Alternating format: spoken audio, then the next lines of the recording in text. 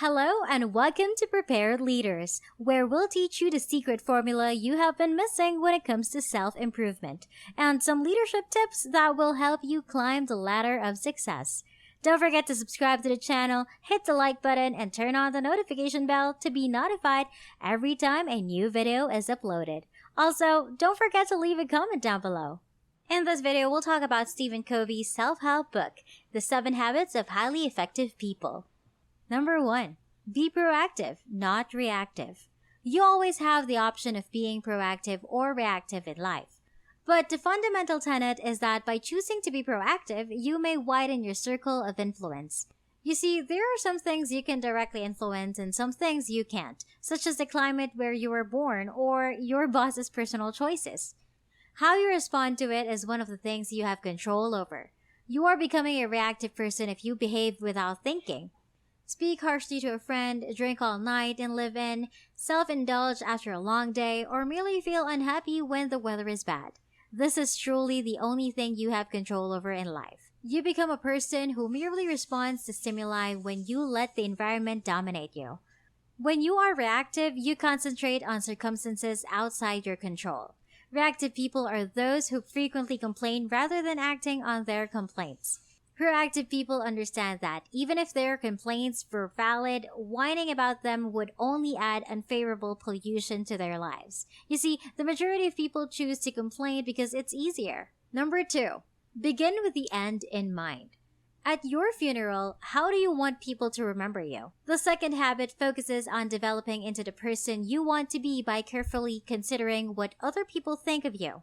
Now that I'm an adult, I don't really care what most people think of me, but I do care what my family and friends think of me. I want my boyfriend to see me as devoted, reliable, and fun to be with. As a result, I won't be unfaithful to him, tell him lies, or bring up grievances or other unfavorable topics in our chats. What will they say after you pass away and a large group of people are gathered around your casket? What are their most cherished or least favorite memories of you?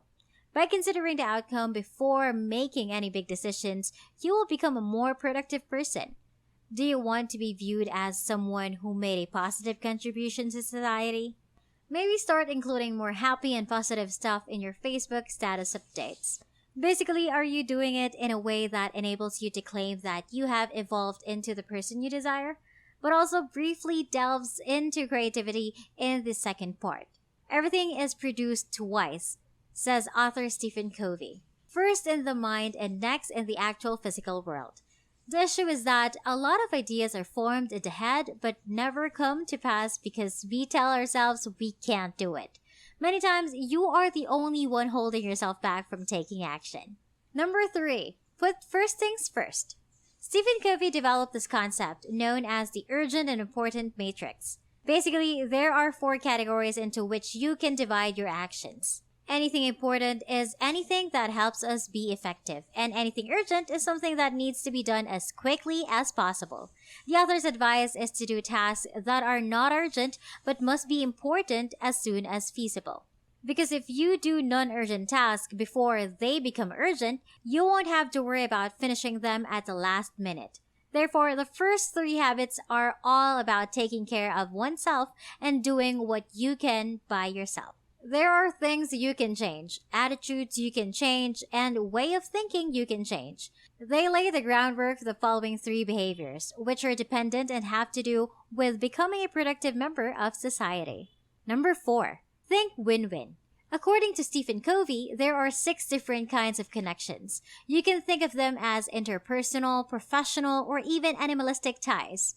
The first is lose-win or win-lose, which is what most people believe the world is built on. It implies that either you have to lose for me to win, or the other way around.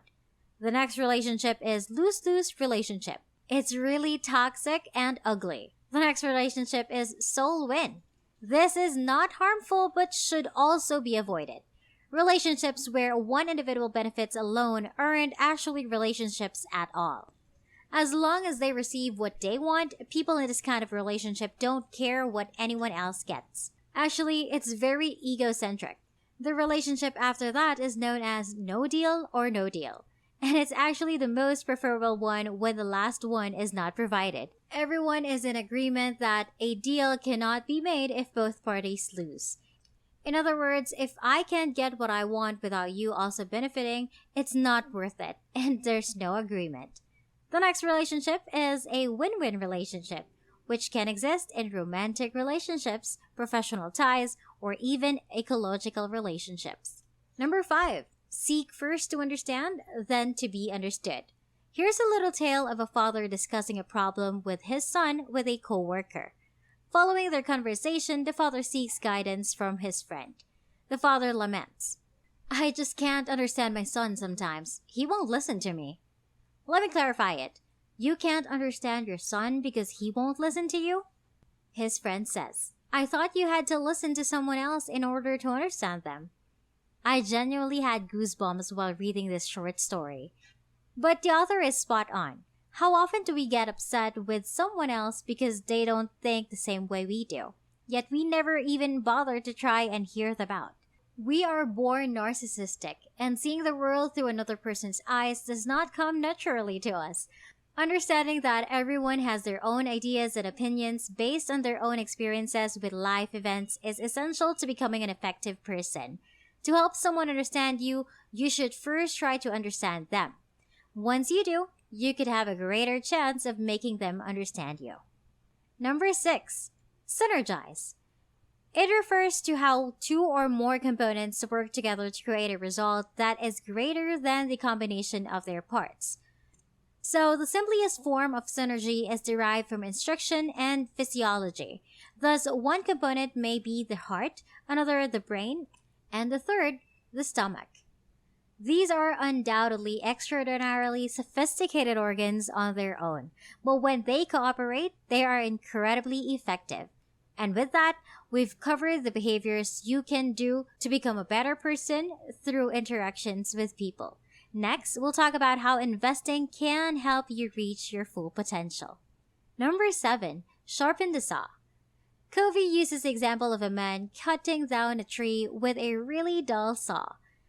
He'll need at least 6 hours to cut down the enormous tree. Instead of needing 6 hours to complete a task, he could have completed it in 4 hours if he had spent an hour honing the saw. We can see how easy it is for the man to cut a tree down more quickly, but we rarely apply the same idea to our own lives. For instance, eating healthily and engaging in regular exercise can help us sharpen our physical saw. Instead of having to pay for it with expensive medical treatment in 40 years, let's sharpen the saw by exercising 3 times per week. Learning to read and teach are 2 more ways that we might increase our mental agility. Numerous studies have shown that imparting knowledge to others is an excellent way to cement information in our minds. Covey also advises honing our emotional and spiritual faculties among other areas of our lives. There are several ways you can invest in your interactions with people. Some of these activities include hanging out with friends, playing games with family, or studying with peers. Developing your spiritual life is equally vital.